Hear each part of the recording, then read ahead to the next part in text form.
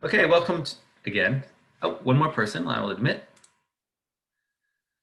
to this today's class of Econ 300, Contemporary Economic Issues. I'm your instructor, Professor John Lytle. I'm just kidding. I don't really have an intro like that, and I feel like it's pretentious to be insist on being called professor, and I don't. Okay, today I want to talk about the economics of education in general, but also specifically focus in on higher education. And by that, I mean the amount of the types of education you would get after what's required of you. I think everybody knows that in this country, education is required until the age of 18, or is it 16? Maybe that depends on the state. Um, I think in some states, if you're 16 and you petition that you don't want to go to school, it's possible. But regardless, there's some, let's just call it primary, let's call it high school. High school, uh, sometimes called secondary school, actually, but that's required. And why do we do that? Why does the United States require everyone to go to high school? I don't know. Do you guys have any comments? Can we have a bit of a discussion today? I don't know if you think of 10:05 a.m. as being too early to wake up, rub your eyes, and have a comment. But the United States is like almost every other country. It requires their children to get an education. Why do we do that? Why don't we say, well, it's up to you. You want to go to school, you can. If you don't want to, you don't have to. If you think your 12-year-old doesn't need any school, you shouldn't be forced to send your 12-year-old to school. An economist would have something to say about that. I'm an economist. I want you guys to start thinking like an economist. Not that you haven't been already, but more. What are the economic issues involved with? Let's first talk about the sort of required education that we say people have to get. Any comments? Why do we do that? Yeah, I think I have one like theory, I guess. Sure. Let's As hear it. far as so when you offer free or when you offer free like public education up to I guess like age 17, 18, you're creating like I guess the possibility to close like the wealth gap. I guess like because like in other I guess it's an idea like if you arm your citizens with information, then they have more of an opportunity to enter a job market, to contribute to GDP. It's ultimately better for the national outcome. Yeah, that's good. I like that straightforward argument. You actually don't need economics to make this argument. All you're really saying is that we're better off if people are educated. Isn't that what you're saying? It sounds I mean, like yeah, pretty much, yeah. But like, you said something about um, a wealth gap.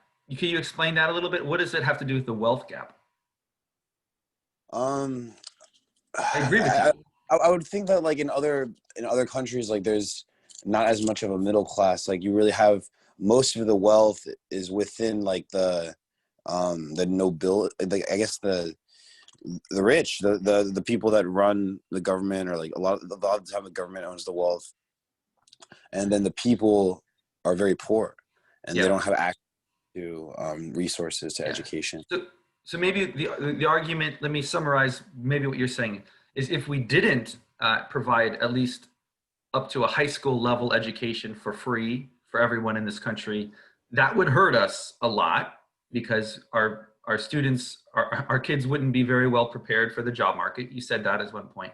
And then you said it would be unfair because richer people's kids would have a really good education and do so well, and the poor people's kids wouldn't do so well, right? Correct. Yeah, that's exactly it. Yeah. Yeah, I agree with that. I agree with that.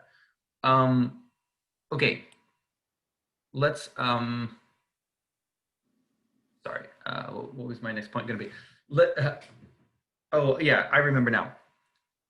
One thing an economist might say that Ria says more skilled workers lead to higher productivity. I think you could probably argue that. Sure, of course, especially basic skills. Everyone needs to know how to read, write, and do math.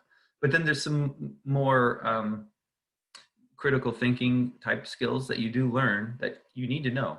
You might not need to know what the 3 types of rocks are for your job, whatever it is you do, but you do need to learn how to learn and how to think. And yeah, we want our educational system to do that. And certainly how to present your ideas and your work. That's partly what this class is about. I don't know if you know that, but this class, you have to give a presentation, you have to participate in a debate, and you have to prepare for it. And I want you to really think about what would make a good presentation, what would make your ideas, what would make your ideas uh, carry through to your audience in the best way. Make them believe what you're saying, persuade them with what you're saying. And that's what this class is. Also, you have to write. You have to write a full term paper for this class. Don't forget, it's due at the last day of class. You do have a term paper for this class. It's on the syllabus.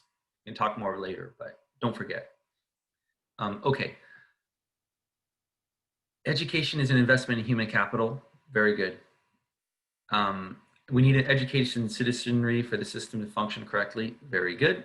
These are all sort of the investment in human capital is an economic argument. I will definitely say that. And the idea is the total set of skills you have is a form of human capital, because once you invest in those skills, you have them and you can use them later to be more productive. In the same way that you would invest in physical capital. I always talk about pizza ovens. If you want to sell pizzas, we got to buy a pizza oven. That's an investment in capital. I agree. That's a good one. There's one more that I want to say, and this is the idea of an externality. In other words, and this is what I'm speaking now as a representative of the field of economics. And you might say, what does this have to do with externalities? Well, if we just let each person decide whether or not to go to school, we're talking now about children. If we let each parent get to decide whether or not to let their child go to school, there would be some trade-offs involved there. Some things good and some things bad about having your child go to school. Maybe you just don't want to. You don't trust the school system for whatever reason. There's some trade-offs. What you're not thinking about is the externality that your child will provide to the country for the rest of their life. And because there's an externality, that is, if more people are educated, the rest of the country is better off. If more people are uneducated, the rest of the country is worse off. It would be a negative externality if you didn't have that level of education. Be positive if you do. And because the individuals don't necessarily factor that externality into their decision, that's the case for government intervention. An economist would say, a lot of economists are libertarian in a way because they think individual choice is important. We should let individuals decide what's best for them. Economists really do believe that in a lot of ways. However, governments have a role to intervene when there are externalities provided. For example, if you're a business and you want to pollute, you want to make the individual choice to pollute, 1 million gallons of toxic waste into a lake, that might be good for you to do that for your profit line. It's bad for the country.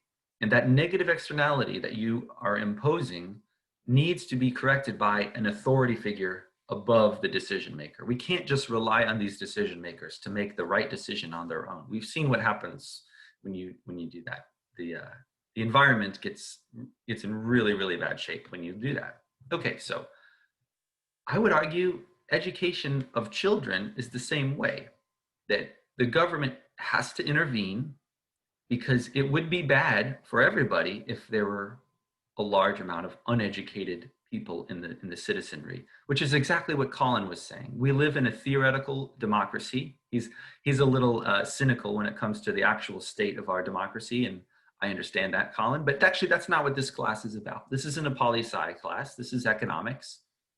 So I can teach you about this concept of the externality.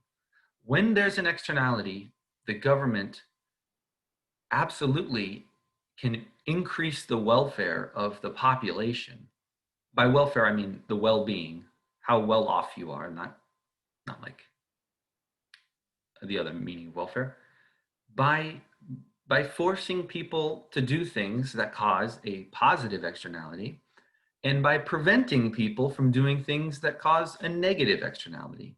Of course, you can't go to the extreme. You don't want a dictator to say what you can or can't do. Really, all you can do is impose costs on people who have a negative, would otherwise cause a negative, and provide benefits to people or incentives for people to do the thing that causes a positive externality. So I would say that debate is done. Should we provide education for children in this country? Absolutely, yes. No one can really argue not for that. If they argue that we shouldn't be providing education for children, um, they could be taken down really easily in an economics debate. Okay, what about college? What about college? College used to be that, well, just just like 50 years ago, the vast majority of people did not go to college. And I think presently it's it's not as high as you might think. It's maybe close to half or a little over half um, of graduating high school seniors choose to go to college. I'm not sure. I should look that up. I think it's approximately half, but that's up from 10%. Because now 50%. A lot of people go to college now. Bernie Sanders was a presidential candidate, and I think Elizabeth Warren and maybe a few others believed that we should provide public education tuition free for all United States citizens. So they can't go to Harvard for free or Duke or Georgetown or any, what's the private schools around here. Um, but public schools, and that would include the University of Virginia, good school, VCU, they should all be tuition free, is what some people argue. Why? To provide access to people who otherwise couldn't afford it. That's what they're thinking. And of course, it's not forcing people to go to college, but if you think of it in the economics way, isn't it? It's a nudge, because there's people who maybe they're not sure whether they should go to college. If you provide a free tuition, that nudges them. That's providing them an incentive to do it, to go to college, to get that education. And the question is, should we do that? We need to think more about what is the point of higher education. Does anybody have any comments on this, or should we just go straight to our slides? Let's go straight to our slides, unless you have a comment. Sorry. Yeah, actually, I have one quick comment because Great. this is kind of like one of the main points of what I'm going to talk about on Wednesday. But I think that if you lower the cost of education, like the tuition, if you make it free, wouldn't that decrease? I mean, just looking at the graph, wouldn't that like decrease, or I guess it would increase the demand, but it would decrease the value. It would decrease the value of if more people had the degree, Explain. I agree, but I'm curious if you want to have a discussion about this. This is Kevin, right? Kevin is arguing that if more people go to college because it's tuition free, then somehow the value of a degree is diminished. Is that what you're saying? Yes, I think that if that, I guess, like, I don't want to call it a market, but if it's really like if more people have access to it, if anybody can just enter, then like I think that it would change the status quo of obtaining a degree. I think that like more people would drop out because they wouldn't value the experience. I think Yeah. that when people take out student loans, or when they work to get a scholarship, or if they pay for it themselves, then I believe that then like they kind of have that ownership principle, and they're going to want to work at that degree more. That degree will be worth more to them. And it'll be worth more to employers as well if they Yeah. had to go through the same experience. That's the And key. because Now that's that's what you just said. The last thing you said is what I believe it makes that argument the most important. And it's a concept I want you to know about. I'm going to ask you about it on the quiz. I'm definitely going to ask you when we have a quiz over this stuff about education, about this concept of signaling, and specifically signaling in the job market. And what Kevin said right at the end is that maybe an employer isn't as impressed with a college education if more people are going to college. If instead of 50% of the people go to college, it goes up to 90%. 90% of people who are graduating, you know, at the age of 20, at the age of 25, let's say 90% of all people have a college degree. I think maybe you would you would be less impressed by it. In fact, you would be. We might get ourselves in the situation like you need a college degree just to be a janitor, just to do custodial services. You know, some like a dishwasher at a restaurant. Wouldn't that be crazy if you're trying to get a job as a dishwasher at a restaurant and they say, well, you don't have a college degree? No, we're not going to take you.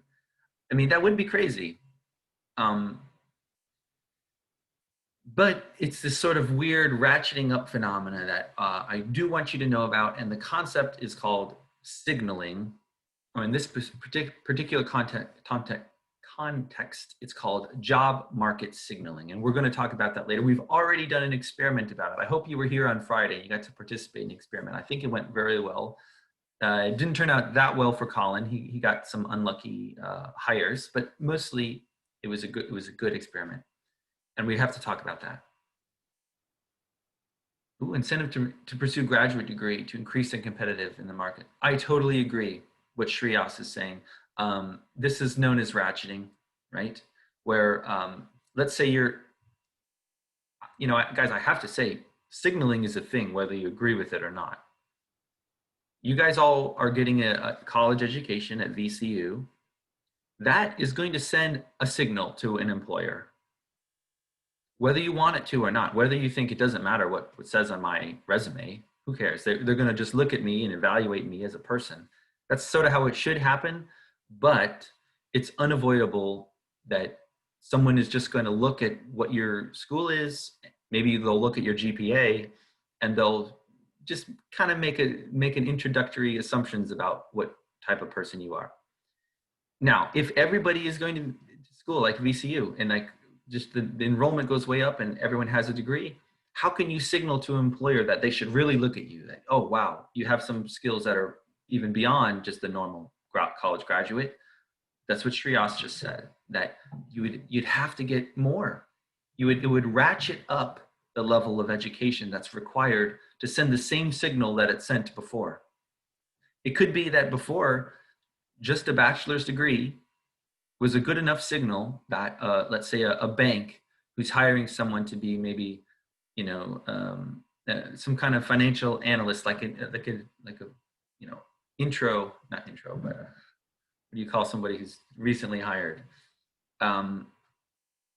Maybe a bachelor's degree was enough. But if we imagine ourselves in a world where, because it's tuition free, everyone's getting a bachelor's degree, what Shreyas said is that would provide an incentive to go get a graduate degree, because everyone's got a bachelor's degree. You need something else to make yourself look more attractive, even for this intro level position. You know, it's not like you're not being paid $100,000. You're just being paid $50,000 for this intro level spot at Capital One.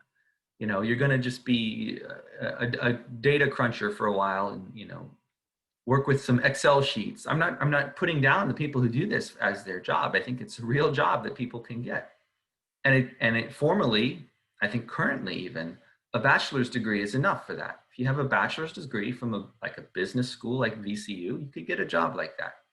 But what if, like Shreyas has said, in the future, they won't hire you with just a bachelor's degree. You need a master's degree just for this intro level job.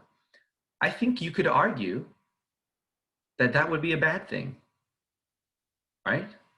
You're forcing people to get more education than they need, in the sense that they were willing to hire you before with just the bachelor's degree. What's changed? Why do they insist on getting a master's degree now when they didn't before? It's not like the work got harder and you need a smarter person to do it. It's not that. It's simply about the job market and the competitiveness of the market. If a lot of people want a job, if there's more people interviewing for a position than there are positions open, and that's usually the case, then they can be selective. And then the question is, how do they select? They select according to education, at least in part. In fact, a lot, I'd imagine. So that's the world where, so I'm giving you guys now, not information, uh, arguments that you should think about and write about in your homework on Wednesday. And for those of you participating in the debate, you can go ahead and use this argument. I don't mind. I'm giving it to you for free. But anyways, that you could imagine that as being a bad thing about providing public free education. Everyone's got it now. Just like Shriyas said, you got to get a master's. What if everyone has master's degrees now? Every single person applying to this intro level position has a master's degree. What do? You got to get a PhD. That's what I did. I stayed in school until I was 28 years old. I think. Is that how old I was? Getting my PhD. Is that what everyone has to do now? Get a PhD just to get an intro level position at a bank? That would be crazy, wouldn't it? Okay. And I'm not saying that's going to happen. I don't think that's going to happen. But think about the other side. I'm going to go to my slides. Thank you for those comments, guys. I should talk about Nick's. Eternality, I think he means externality, might justify subsidy in some places, but not others. Sure, I agree. Actually, this has been debated that maybe we don't want to provide people with free education for anything. Like if they want to be an English major, I'm sorry to pick on English majors. It's just the easiest one to think of. And you know what? I've really read about this, that there are some benefits to being an English major that are sort of intangible, but significant. Like there are a lot of positions where it makes sense to hire an English major. Anyways, Colin made a great point here. Just because you have free tuition, does that mean colleges are going to let anybody who wants into their college? We're going to talk about this Wednesday. I feel like I want to talk about it right now, and maybe we should save some of this debate until Wednesday, but I still want to acknowledge that Colin just made a great point. People who are worried that if we say, well, if there's free tuition, literally everyone will go to college. That's not true. Why would that be true? If you're a college, why would you just let anybody who wants to in your program? If anything, that will destroy your school. If it had a reputation of being a academy of higher learning, and all of a sudden it becomes just like a high school, that's not good. That's not good for your school. So, and of course, those people wouldn't graduate. So the significance of getting a degree isn't just that you got into a school, it's that you graduated from the school. So that's a very good counterpoint that Colin made. I have a feeling he's pro free tuition. I don't want to stereotype Colin, but given what I know about him, that's what I would expect. And there's plenty of good economic arguments to make for that as well. But let's talk more about just education as a whole.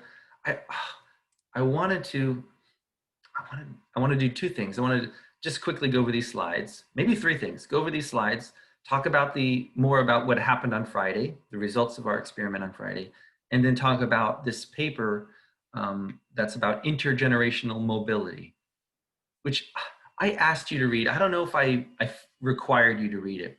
Has anybody here read the paper written by someone named Korak about intergenerational mobility that I put? I want to actually assign that reading, and I guess I got to make a announcement about that in case people aren't here. But I want to preview that paper and talk a little bit about it today. So that's three things. And my gosh, I only have 22 minutes, so I got to go fast. Luckily, there's not many slides here. And these are mostly just things that get us to talk about. We've already talked about this. So that's a good thing. Is education a public good? I would argue yes, especially for children. But for higher education, we really can't tell if it's a public good and whether it's underprovided. And what do I say this about the streetlights? Streetlights are an example of a public good that if you sort of relied on people to build their own streetlights, like you said, well, you know, if you think your road is too dark, just build a streetlight. It's not really worth it for someone to build a streetlight on the street in front of their house and pay for the electricity that is involved. There's a role for government there to say, we actually don't want our streets to be completely black, so let's just build a house. And in that sense, that's what it means to be underprovided. And then the question is higher education underprovided?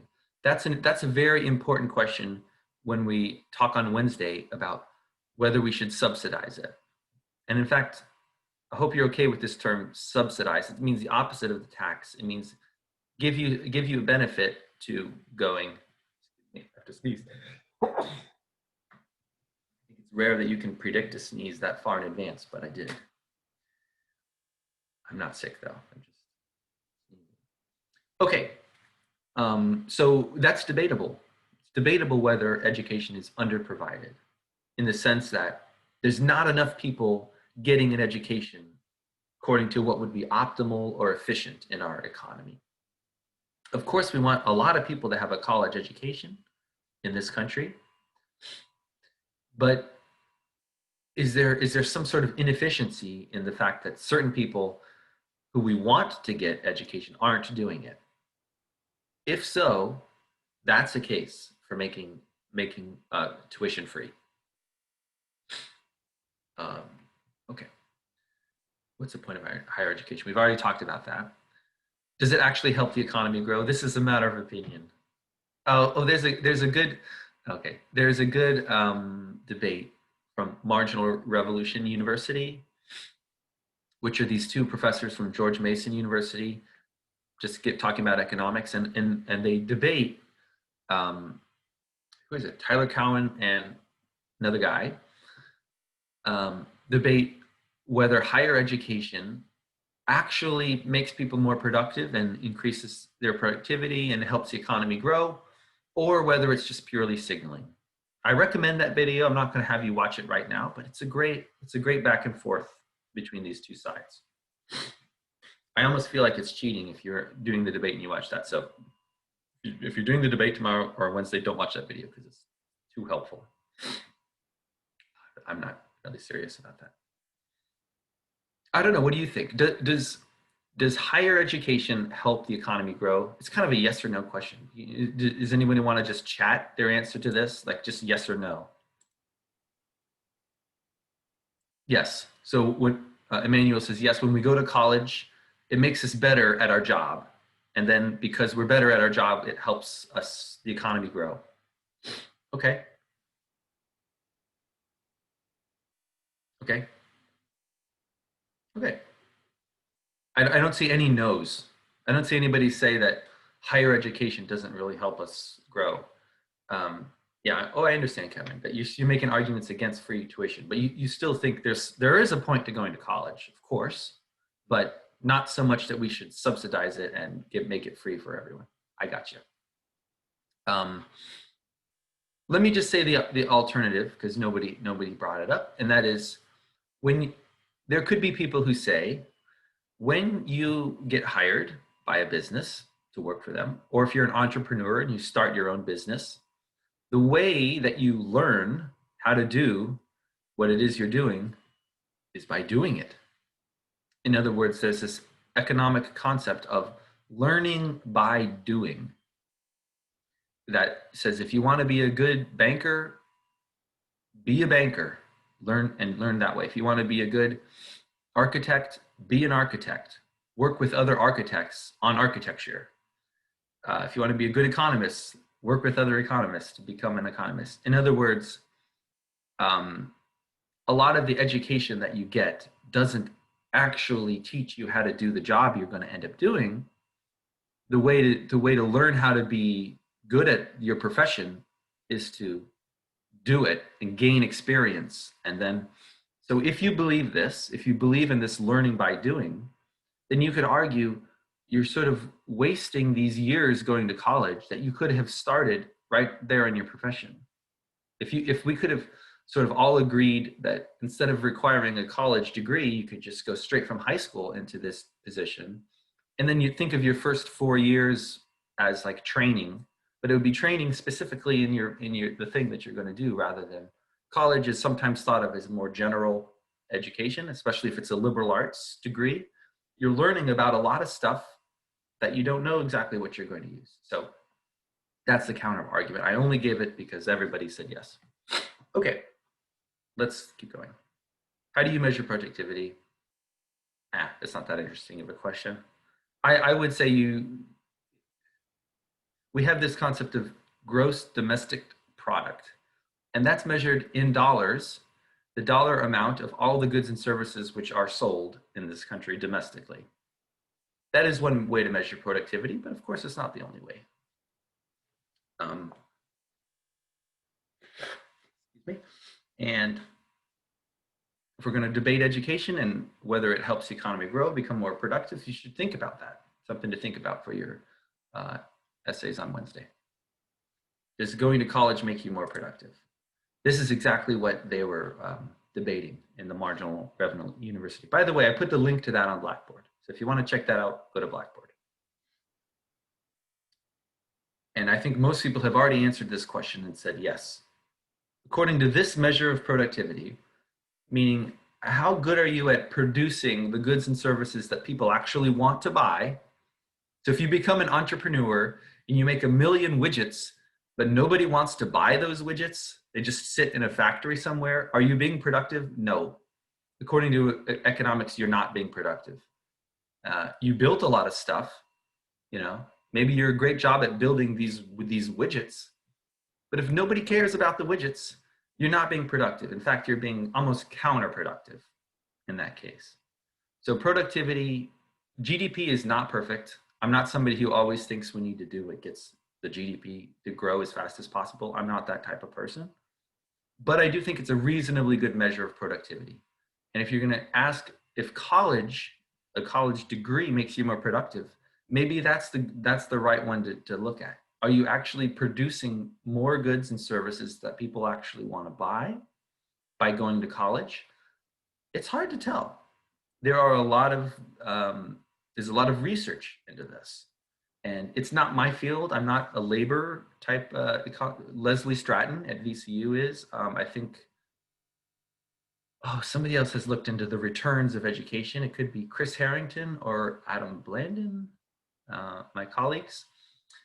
They have looked into this question, and long story short, I think the answer is yes. There does appear at least to be something good about going to college and making you more productive, but it's debatable. Even with all the research, it is debatable.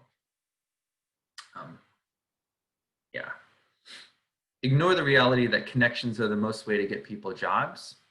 This slide, how do you get a job, is meant to segue into this concept of signaling, which we did yesterday. So let me give you a more formal model of the Friday. We did it on Friday. Here we go.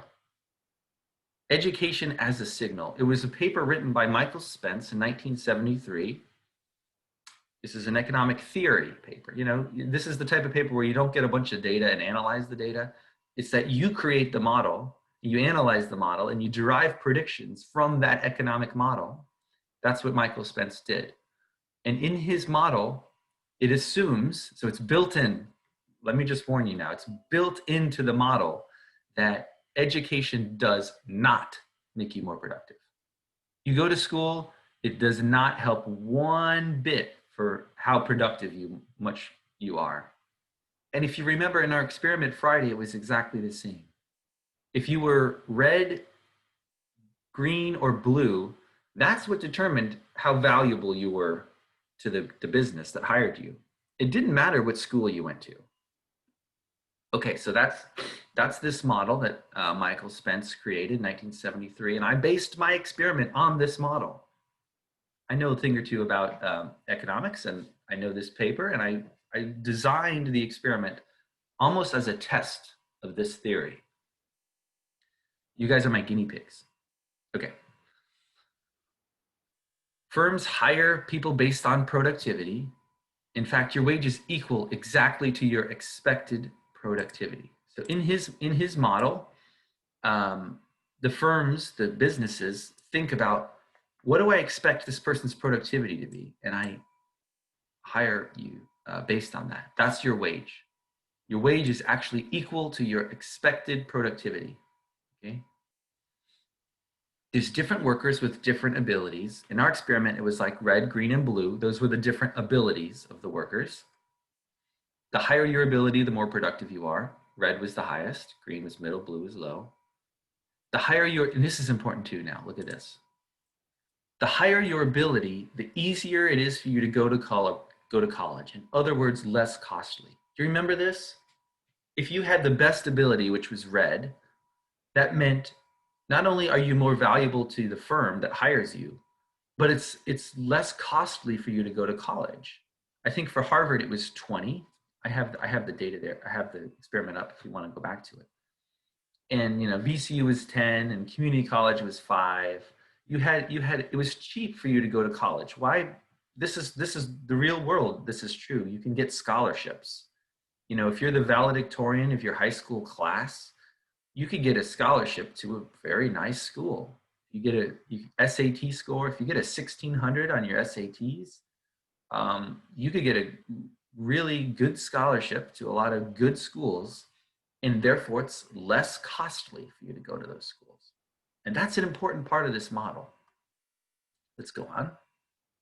If everybody knows this, then firms will choose to hire workers that went to good colleges because they know that college is a costly signal. You guys get that? You get that point? The firms look at what college you went to, and that happened in our experiment because the people who went to Harvard got the highest wage, the people who went to VCU got the middle wage, and the people who went to community college got the lowest wage. Your college was a signal about your ability. It wasn't perfect because actually some people who went to VCU, let me just show you. I actually do want to go to the experiment. It's relevant here. How do I get there? Here we go. Excuse me. Let me share. The education as a signal. Nope. Oh, here we go. Yeah, I hope you guys can see now this game. This is what happened on Friday. Everybody who went to Harvard got this high wage of 100. Everybody who went to VCU got a wage of 75, and everybody who went to community college got a wage of 65. That was true even though the signal wasn't perfect. It wasn't perfect that if you went to VCU, that meant you were green. Obviously, here's someone, Tina, who had the color blue, but she still decided to go to VCU. She thought it was worth it. I think that's the only one. I think Tina is the only one who didn't perfectly align with this sort of stratification of colleges. Did you notice there were 3 different levels of college and there were 3 different levels of ability? And so when I say stratification, I mean it stratifies that the highest ability goes to the highest college, middle to the middle, worst to the worst. And it almost perfectly aligned to that. And I didn't tell you to do that. I didn't say, okay, guys, we're going to do an experiment now where the people with the highest ability go to the best colleges. I didn't say that. You guys all made that decision individually on your own based on the incentives that I provided. And that is the prediction of Michael Spence's. Here's the cost again, if you haven't seen. It's important that the better the school, the higher the cost. It's also important that the people with the highest ability have lower costs because, like I said, they get scholarships. Or just the fact that, learning and getting A's on exams is easier for people with higher abilities. Whatever it is, there has to be some correlation between your ability and your potential for success in college. Okay, let's keep going with this model of Michael Spence's. I'm going to stop sharing and go back to this PowerPoint. Yeah, we're here, aren't we? Current slide. Okay, here we are. Next thing. So the signal is any action that truthfully reveals information because it's costly or impossible to fake. That's the point. It's impossible for someone to fake going to Harvard when they don't have the ability to do so, isn't it? If you were a blue ability, you couldn't go to Harvard. I literally just said you can't go. I'm thinking of it in the case where you can't get in. There's nothing you could do. There's no amount of tutoring that you could hire. There's no way to cheat like you know, Aunt Becky did for her from Full House for her daughter. Sorry, Aunt Becky. That's like an old show you guys probably never even heard of from like when I was your age. We watched Full House. Okay, but if that's true, that means signaling exists even though it doesn't help your productivity. Where you could imagine the same world where those college students, they all say, you know what, I'm going to skip college. Everyone just says no. They say, let's just, I gave you the option to not go to college. Do you remember this on Friday? You could have said no, I want no college. Imagine if everyone did that. If everyone just said no college, what would the firms do? What kind of wages would they give you? Would they give you a terrible wage? Can I actually ask Colin and it was Daniel, right? Colin and Daniel, are you here? Are you willing to talk? Yeah, what's up? Yes, sir. Here's my question. If you and Daniel played this game and everybody chose not to go to college, so every single person said, no college, no college, no college, no college, how would you choose their wages? Because it's still, remember, it's random whether they were 150, 100, or 50. Those three productivities were randomly chosen. But what would you think if they said, well, no college? What wage would you offer them? What's the maximum wage you would offer such a person? I don't know necessarily about maximum wage, but I would try to haggle for the lowest wages possible because in this Okay, situation, okay, but let's say, okay, Daniel, let's say you offer him 50. Colin, wouldn't you offer more than 50? I mean, I was thinking that 50 would be right around the mark where I'd offer because that would be the highest payoff of what was it, blue, the lowest people. But yeah, I mean, I might go a little bit above it, but it wouldn't be a bidding war that I would get into and try and, you know, like if he offered 55, I don't know if I would go up to 60. You guys are not behaving according to the economic model. You are invalidating Michael Spence in his seminal 1973 paper. So Well, the paper seems dumb. the paper seems dumb. Let me just explain how, if Michael Spence were here, how he would argue. He would argue this: if you have zero information about the person, in other words, they didn't go to college, but that says nothing about them because nobody goes to college. Literally every possible worker says no college. Then all you have to go on is their average productivity, and that's 100. Think about it. The average of 50, 100, and 150, the average of that is 100. So that's their expected wage. You guys are both saying I would only pay them 50. I wouldn't pay them much more than 50. But actually, I disagree. I think eventually you would realize, whoa, I could get somebody who's worth 150 and only pay them 50. That's great. You would start to inch up your wages. In fact, you would start to compete with each other over these workers until your wage got maybe not all the way up to 100, but you would get close to the expected productivity. And the reason is, you know that some of the times you're going to get a 150 person. Some of the times you're going to get 100, sometimes you're going to get 150, and it's worth it for you to give them wage more than 50. I'm talking a lot here about these numbers that I've just made up for this game, and you might say, who cares? It's just a stupid game we played in an economics class last Friday. What does this have to do with the real world? Well, here's my answer. Education as a signal is a waste. It's a waste of your time to go to college. It's a waste of the money that you spend going to college. It sounds bad just hearing me say it, like I'm telling you not to go to college. I'm not. I'm telling you the conclusions of this model, which are the same people could be hired for just as high of a wage if they all chose not to go to college. And what I mean by that is, you know, you're offering these wages to people based on their college because you're presuming something about their ability, and that was correct. You were correct to do that. But if they all had not gone to college, you have nothing to presume about them. You would actually end up giving them approximately the same average wages. The average wage of this economy wouldn't change based on this education signal. And even though Colin and Daniel both contradicted that, they both said, actually, if no one was going to college, I would only give them 50. I know that's their first instinct.